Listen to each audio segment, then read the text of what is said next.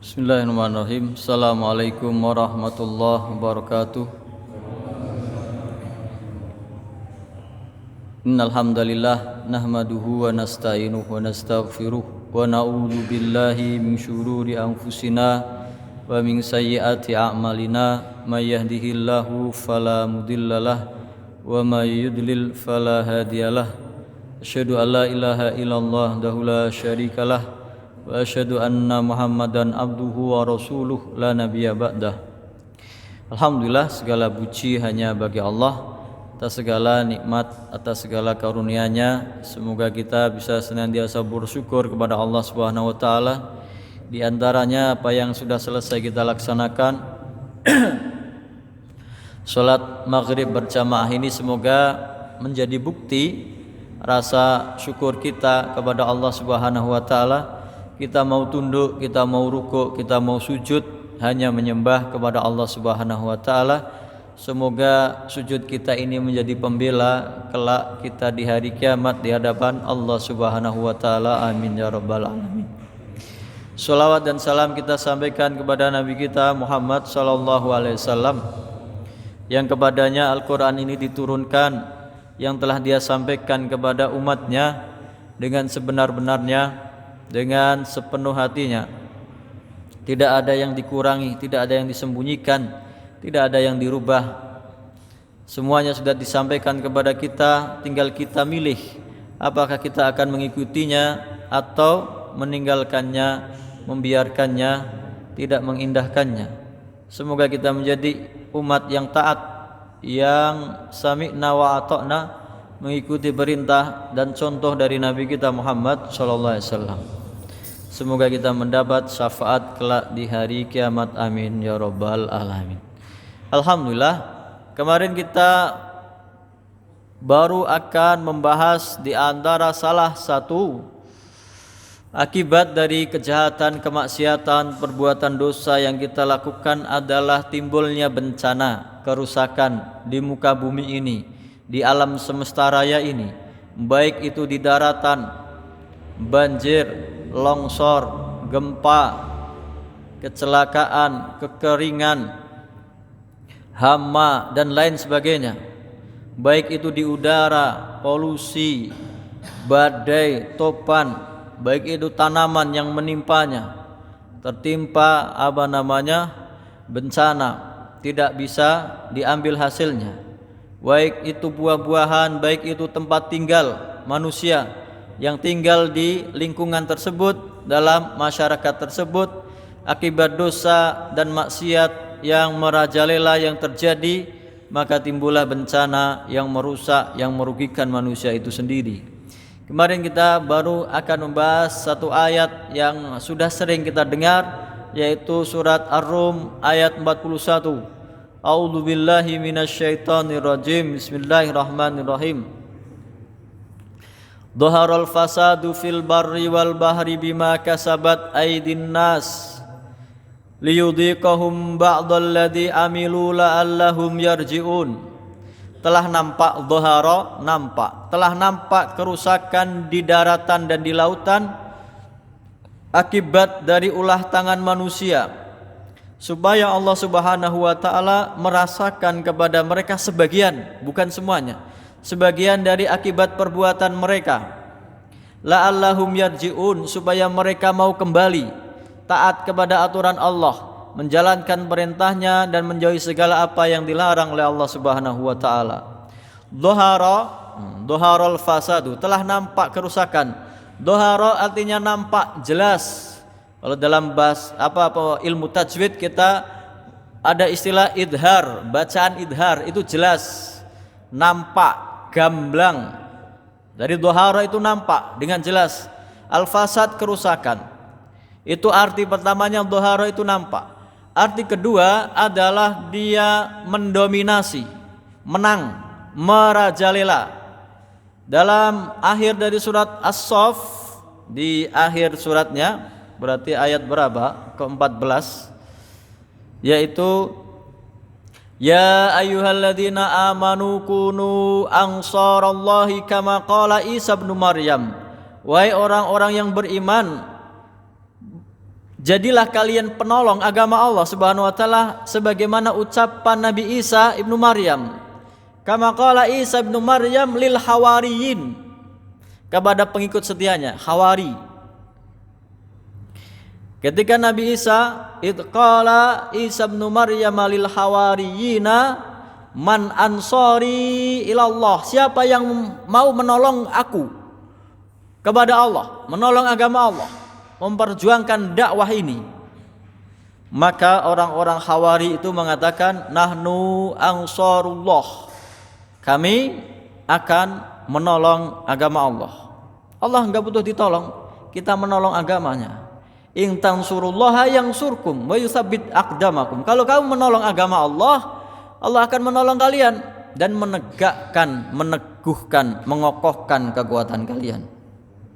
Nahnu ansarullah fa amanat ta'ifah min bani Israil wa kafarat ta'ifah. Maka beriman sebagian dari Bani Israel dan ingkar kafir sebagian dari Bani Israel. Ada yang beriman, ada yang tetap kafir. Fa ayyadna alladziina amanu ala aduwwihim fa asbahu dhahirin. Maka kami kuatkan orang-orang yang beriman di antara mereka dari ahli kitab untuk melawan musuh mereka supaya menang, dikuatkan oleh Allah Subhanahu wa taala, ditolong.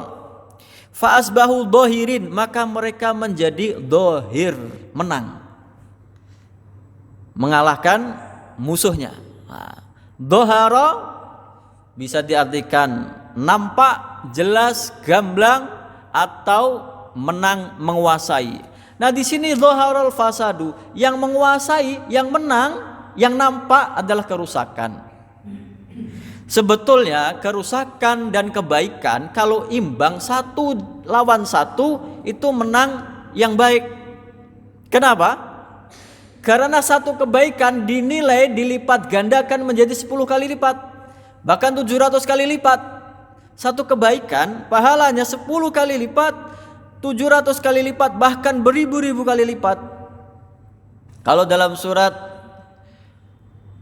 Al-An'am ayat 160 disebutkan, man jaa bil hasanati falahu asyru amsalihha.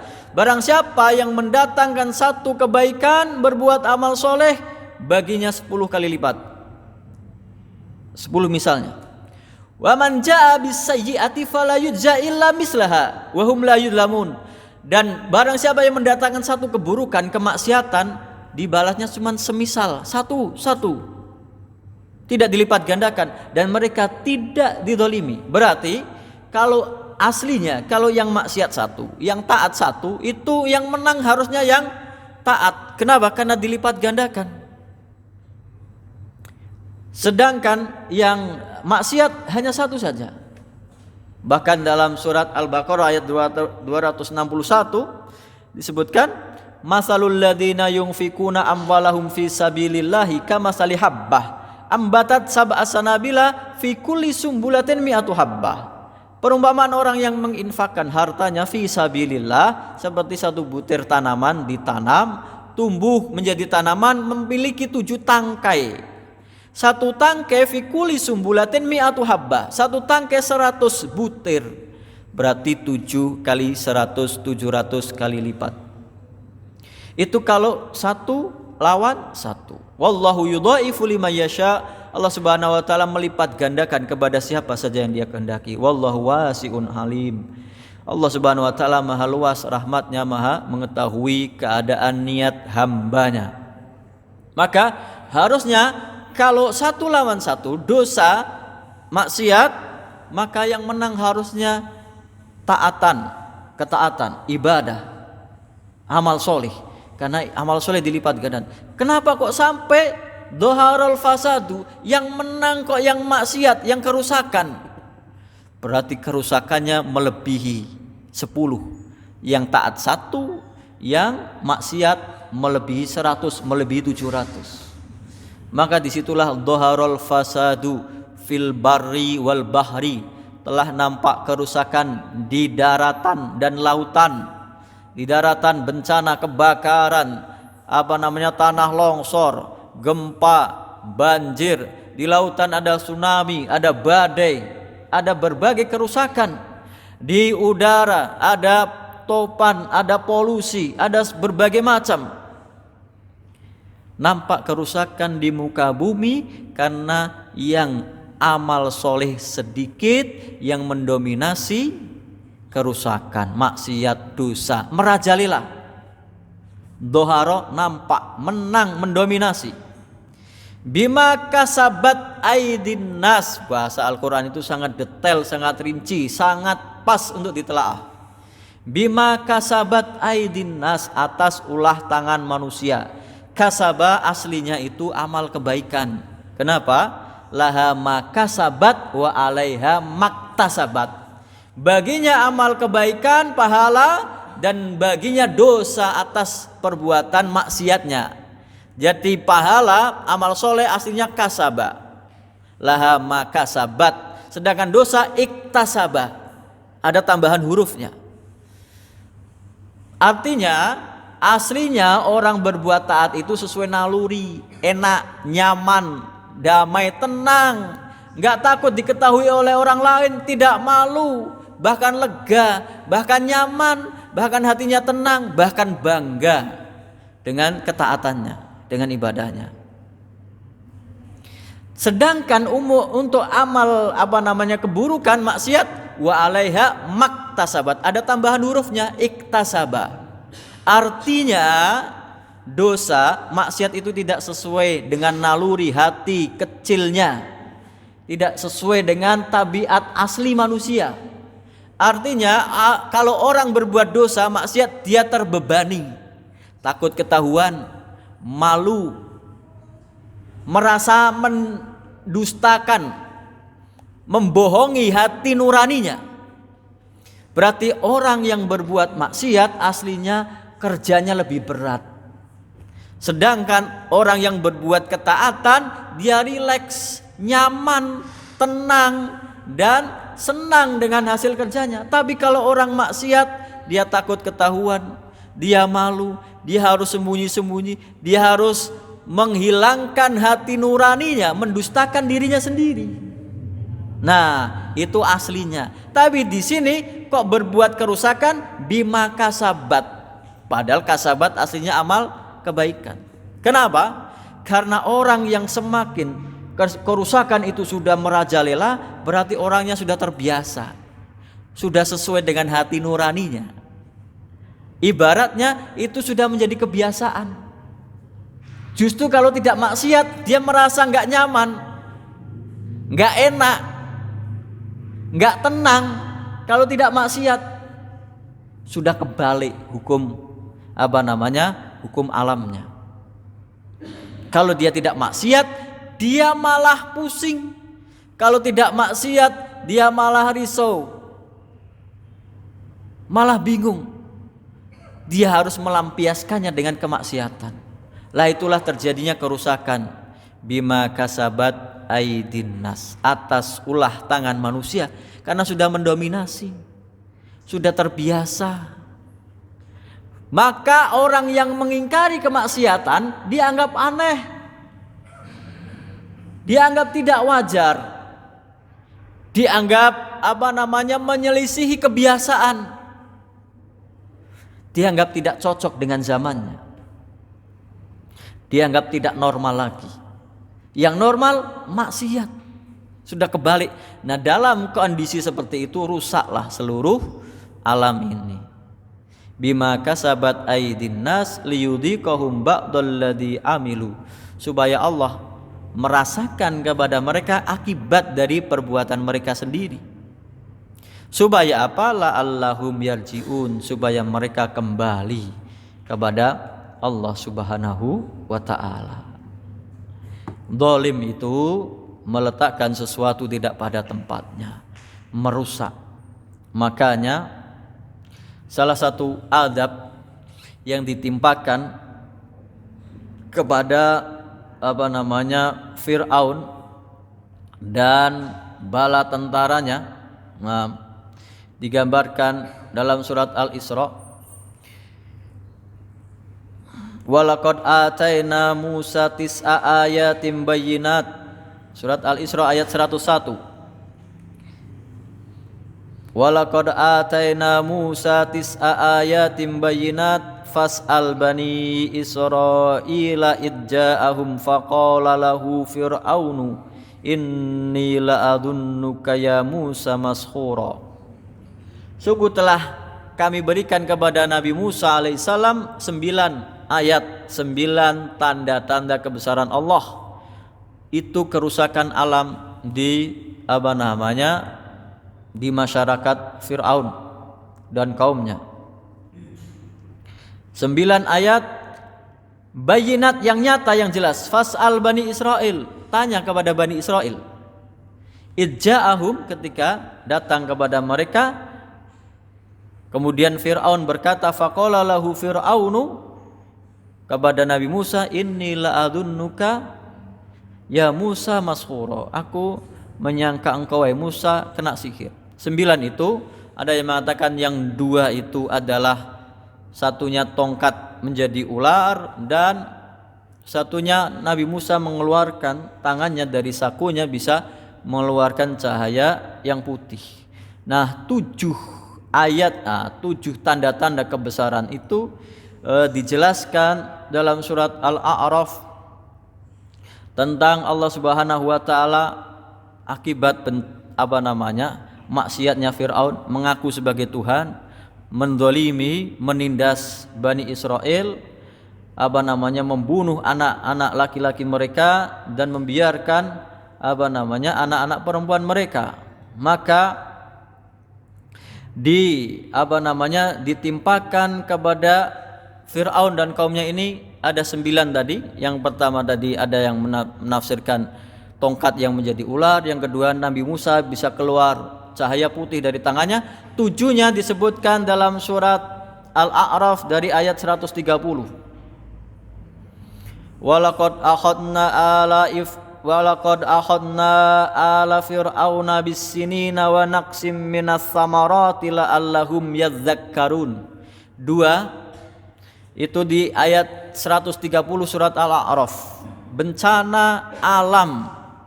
Dan sungguh kami telah timpakan kepada Fir'aun dan pemukanya, kaumnya, bisinin. Yang pertama sinin, kekeringan sepanjang bertahun-tahun, enggak turun hujan, tidak turun hujan.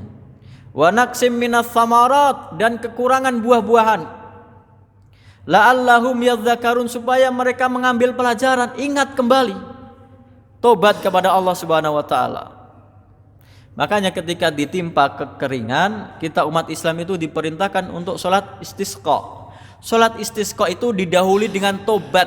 Seluruh orang yang berbuat dolim harus tobat kepada yang dia dolimi, mengembalikan barang yang dia ambil dengan dolim, bertobat, meminta maaf kepada orang yang didolimi, bahkan membawa binatang ternaknya ke tanah lapang yang tempat untuk sholat istisqa. Tobat kepada Allah atas semua kedolimannya, kejahatannya, kemaksiatannya. Kemudian berdoa minta diturunkan hujan. Bertahun-tahun kekeringan, lalu minta kepada Nabi Musa, wahai Nabi Musa, doakan kami, minta kepada Allah supaya dihilangkan kekeringan ini. Kemudian dihilangkan, tapi mereka tidak mau beriman. Setelah makmur lagi, muncul lagi bencana kekurangan buah-buahan. Dalam tafsir disebutkan 1 pohon korma buahnya cuma 1, yang biasanya berkintal-kintal itu bertangkai-tangkai itu hanya satu pohon, tidak mencukupi. Bencana alam. 6. Kemudian 5 yang berikutnya di ayat 132. Fa arsalna alaihim at-tufana, kami kirim kepada mereka topan, badai, hujan terus menerus selama 8 hari, banjir melanda negerinya Fir'aun, bencana. Lalu minta lagi kepada Nabi Musa, wahai Nabi Musa, doakan, minta kepada Allah supaya banjir ini dihilangkan, topan ini hilang, lalu kami akan beriman. Begitu didoakan, berhenti hujannya, reda banjirnya, mereka ingkar lagi, maksiat lagi. Tufan. Farsalna alaihim tufana wal jaroda, kemudian belalang. Setelah dihilangkan banjir topannya, hilang, makmur lagi, muncul ribuan jutaan belalang dari berbagai penjuru menyerbu wilayah Fir'aun. Rumahnya, kayunya, pintunya, atapnya dimakan belalang, tanaman-tanamannya gagal panen, semua dimakan belalang, habis semua. Minta lagi doa kepada Nabi Musa, didoakan lagi, hilang lagi bencananya, maksiat lagi. Wal jarada wal kumala, tadi belalang, sekarang ini lebih kecil lagi, kutu. Hilang belalang, mereka maksiat lagi, diserbu oleh kutu. Semua tempat tidurnya, kayu yang tadi masih sisa dari dimakan belalang itu semuanya dihabiskan oleh kutu. Tanaman yang tadi masih berdiri sebagian kecil, sudah sisa-sisanya dihabiskan oleh kutu. Habis semuanya. Lalu minta lagi didoakan, hilang lagi. Ingkar lagi, wadofade, kodok, kata. Kata ini muncul semuanya ke daratan, ke tempat tidurnya. Ketika orang mau tidur, tempat tidurnya isinya kata. Ketika orang mau masak makanan, masuk ke situ katanya. Ketika dia mau ngomong, masuk ke situ kata ke mulutnya. Tidak ada tempat yang kemudian tidak ada kata di situ. Semuanya menimpa Bani Israel dan menimpa kaumnya Fir'aun. Tidak ada satupun yang menimpa Bani Israel. Didoakan lagi, hilang lagi. Lalu yang keempat, waddam. Yang kelima, dam, darah. Air yang mereka mau minum itu menjadi merah darah. Sungai yang mereka mau ambil airnya jadi merah darah. Tapi itu hanya menimpa kaumnya Fir'aun yang berbuat dosa dan kemaksiatan. Dari satu teko yang dituangkan ke gelas yang berbeda, satunya untuk orangnya Fir'aun, kaumnya Fir'aun, satunya untuk Bani Israel. Yang ke Bani Israel menjadi air putih, bisa diminum. Yang dituangkan ke kaumnya Fir'aun menjadi merah darah, tidak bisa dikonsumsi. Minta lagi kepada Nabi Musa, ingkar lagi. Bahkan mereka menantang. Di ayat yang sebelumnya, wa qalu mahma ta'tina bihi min ayatin litasharona biha fama nahnu laka bimu'minin. Mereka malah menantang Nabi Musa. Wahai Nabi Musa, apapun yang kamu datangkan kepada kami dari ayat tanda-tanda kebesaran Allah untuk menyihir kami, katanya sihir, padahal itu mukjizat dari Allah Subhanahu wa taala. Fama nahnu laka bimu'minin, maka kami tetap tidak akan beriman.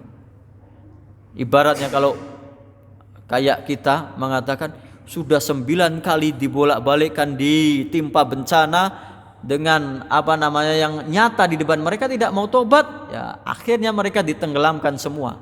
Fir'aun dan bala tentaranya di Laut Merah. Bencana yang menghabiskan semuanya. Itulah bencana alam yang akibat dari perbuatan dosa manusia.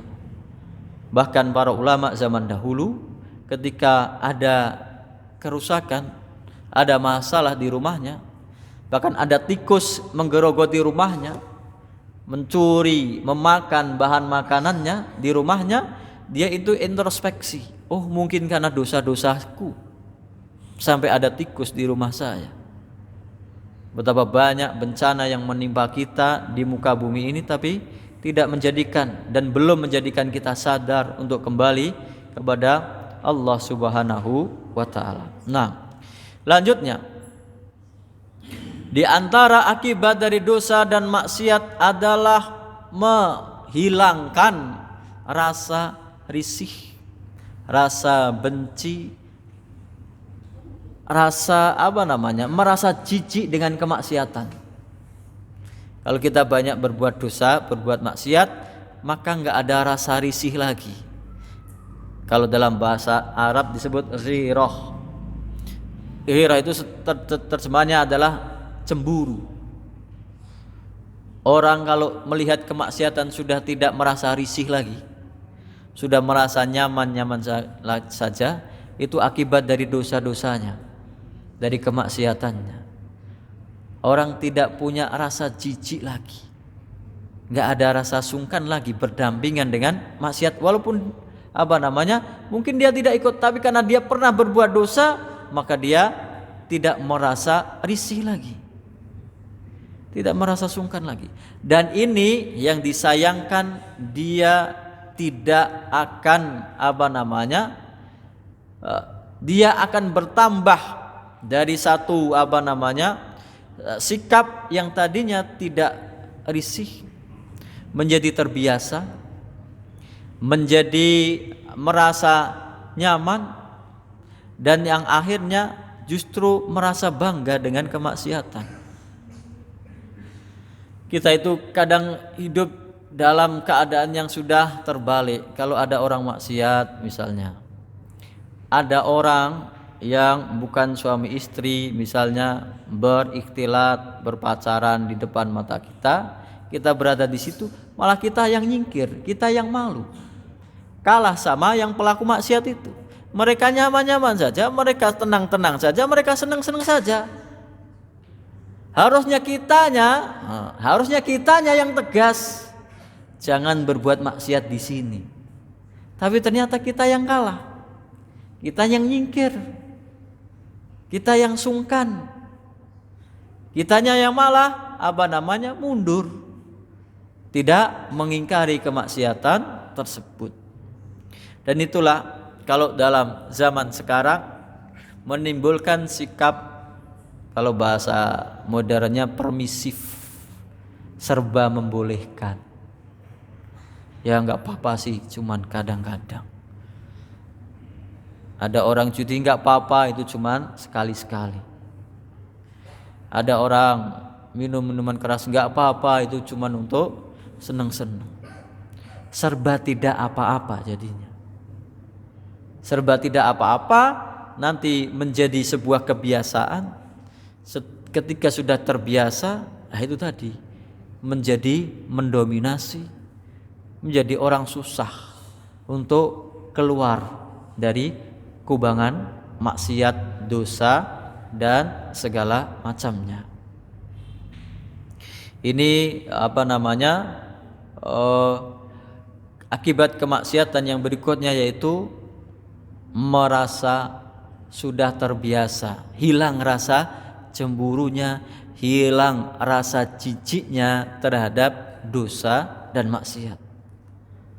Berikutnya, dan ini hampir sama mengikuti yang tadi, yaitu hilangnya rasa malu. Kalau itu kan pelaku maksiat di depan mata kita, kita nggak merasa jijik, kita nggak merasa sungkan, kita nggak merasa apa-apa, kita sudah terbiasa. Sekarang justru pelaku maksiat itu akan menghilangkan rasa malu, nggak malu lagi maksiat. Disadari atau tidak, dikatakan atau tidak, orang sekarang yang dalam keadaan hamil, yang perempuan, yang laki-laki belum menikah, dinikahkan, dan itu tenang-tenang saja, nggak ada rasa malu, bahkan dibuat rame-rame, bahkan dibanggakan. Diakui atau tidak itu terjadi di lingkungan kita, di depan mata kita. Kemaksiatan, tidak ada rasa malu. Pelaku kemaksiatan tidak ada malu-malunya lagi. Terang-terangan bikin acara maksiat, terang-terangan bikin acara yang merusak. Itu salah satu contoh.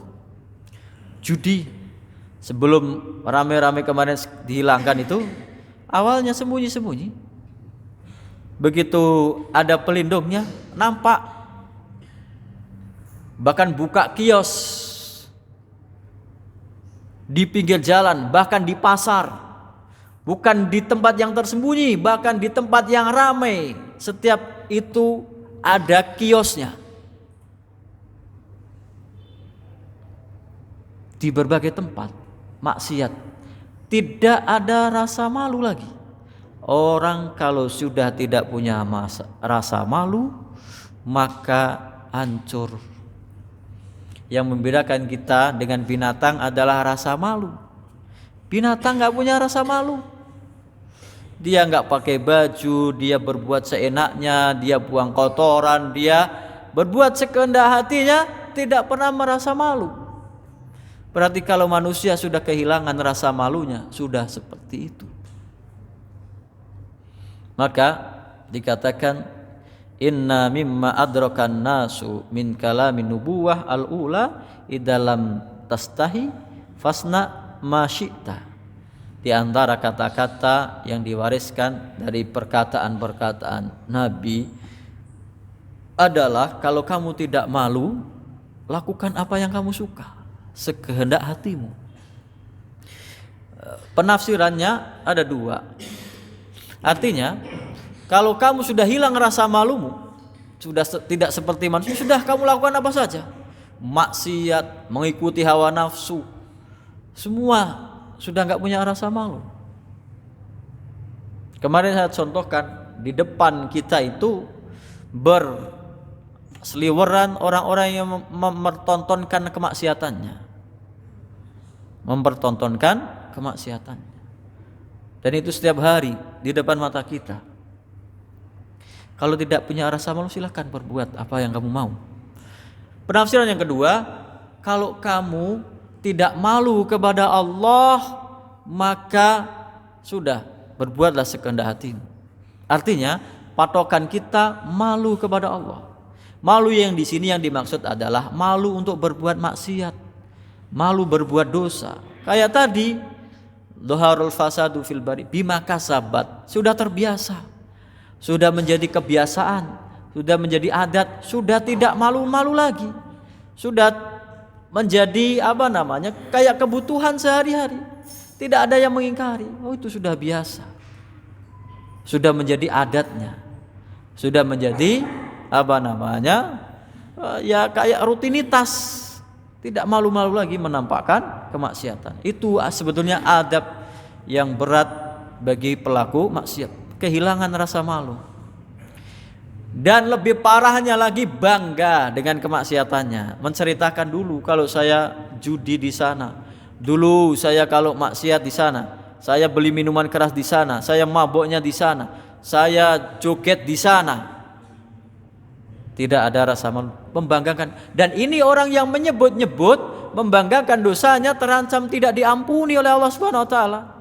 Bahkan dosa yang dilakukan sembunyi-sembunyi harusnya sudah ditutupi oleh Allah Subhanahu wa taala, mungkin mau diampuni, begitu dia ucapkan, dia ceritakan, dia banggakan, dosa itu tidak diampuni oleh Allah Subhanahu wa taala. Al-mujaharah, menampakkan dosa dan maksiatnya. Kemudian akibat berikutnya, ketika orang ini kan penyakit hati semua, kehilangan rasa malu, kehilangan rasa risih dengan kemaksiatannya, maka hatinya tidak bisa lagi mengagungkan Allah Subhanahu wa taala. Gak bisa lagi merasakan nikmatnya ibadah, gak bisa lagi merasa takut di hadapan Allah Subhanahu wa taala, gak bisa lagi punya rasa mengagungkan Allah Subhanahu wa taala dengan sebenar-benarnya. Tidak bisa dikatakan, oh saya tetap mengagungkan Allah, kan saya punya harapan kepada Allah. Dengan saya berbuat maksiat, saya masih berharap diampuni oleh Allah Subhanahu wa taala. Maka dijawab orang yang seperti ini, bahwa kamu saja tidak menghormati aturan Allah Subhanahu wa taala, bagaimana kamu mau mengagungkan Allah Subhanahu wa taala? Menganggap remeh dosa, maksiat, yang itu aturan Allah. Allah memerintahkan sesuatu, kamu tidak melaksanakannya. Allah melarang sesuatu, malah kamu melanggarnya. Bagaimana mungkin kamu mengagungkan Allah Subhanahu wa taala kalau yang kamu ikuti adalah hawa nafsumu? Ketika hawa nafsu yang dituruti, maka hilang akal, hilang rasionalitas di dalam hati manusia. Sebetulnya ini ada, kalau orang itu sudah banyak maksiat dia menjadi hina. Dalam ayat tentang semuanya yang sujud kepada Allah Subhanahu wa taala, ayat tentang sujud, bahwasanya alam tara annallaha yasjudu lahu man fis samawati wa man fil ardi wasyamsu wal qamaru wan nujumu wal jibalu wasyajaru wad dawabu wa katsirun minan nas. Tahukah kamu bahwasanya sujud kepada Allah semua bulan, bintang, gunung, matahari, pohon, binatang melata dan kebanyakan manusia. Wa katsirun haqqa alaihil adzab. Berarti yang tidak mau sujud, yang meremehkan dosa, telah ketetapan bagi mereka azab. Kemudian mereka dihinakan oleh Allah Subhanahu wa taala karena kemaksiatannya. Wa may yuhinillahu famalahu min mukrim. Barang siapa yang dihinakan oleh Allah Subhanahu wa taala, tidak ada yang bisa memuliakannya. Innallaha yaf'alu ma yasha. Sesungguhnya Allah Subhanahu wa taala berbuat sekehendak hatinya. Dicabut rasa pengagungan dirinya kepada Allah Subhanahu wa taala, tidak punya rasa takut lagi, tidak punya merasa butuh kepada Allah Subhanahu wa taala. Kemudian pembahasan berikutnya tentang akibat dosa dan maksiat adalah dijadikan lupa oleh Allah Subhanahu wa taala. Ini di akhir dari surat Al-Hasr dari ayat 18. Ya ayyuhalladzina amanu taqullaha wal tanzur nafsum ma qaddamat lighad wattaqullaha innallaha khabirum bima ta'malun. Wahai orang-orang yang beriman, bertakwalah kalian kepada Allah dan lihatlah setiap jiwa bekalnya untuk hari esok, hari kiamat. Dan bertakwalah kepada Allah, sesungguhnya Allah Subhanahu wa taala Maha mengetahui atas apa-apa yang kalian lakukan. Wala takunu kalladzina nasullaha fa'ansahum anfusahum ulaika humul fasiqun. Jangan kamu menjadi orang yang melupakan Allah Subhanahu wa taala sehingga Allah jadikan kamu lupa terhadap dirimu sendiri. Merekalah orang-orang yang fasik. Fasik itu mencampurkan antara ketaatan dengan kemaksiatan.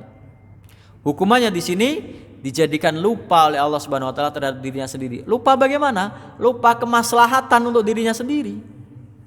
Orang yang minum minuman keras itu lupa bahwa minuman keras itu merusak tubuhnya, bahwa minuman keras itu merusak akalnya, merusak otaknya.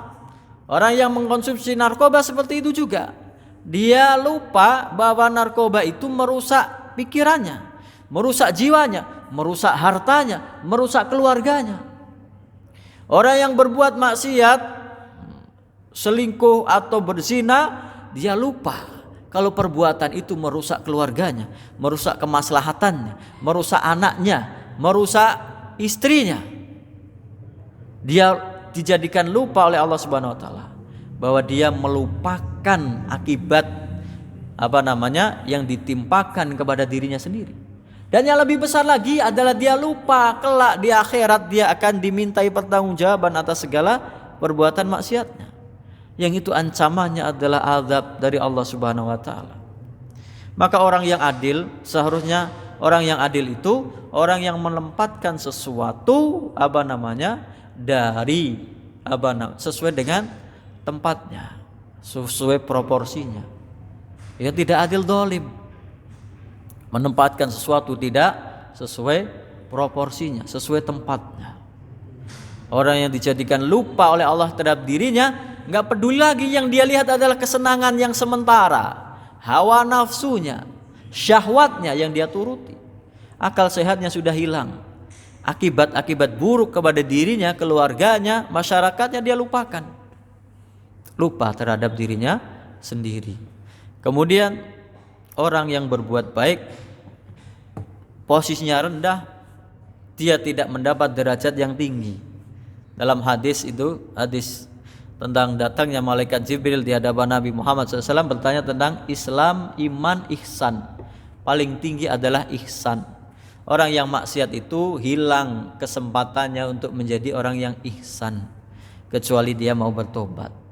Kalau dalam hadis tersebut ketika ditanya apa itu ihsan, Nabi Muhammad SAW menjawab, anta budallaha ka'annaka tarahu fa in lam takun tarahu fa innahu yaraka. Ihsan adalah kamu menyembah, beribadah kepada Allah seakan-akan engkau melihatnya. Kalau engkau tidak bisa merasa seakan-akan melihatnya, maka yakinlah bahwa Allah Subhanahu wa taala pasti melihatmu. Insyaallah ini pembahasannya untuk pekan depan. Wallahu taala alam. Kita tutup dengan doa kafatul majelis. Subhanakallahumma bihamdika asyhadu an la ilaha illa anta astaghfiruka wa atubu ilaik. Assalamualaikum warahmatullahi wabarakatuh.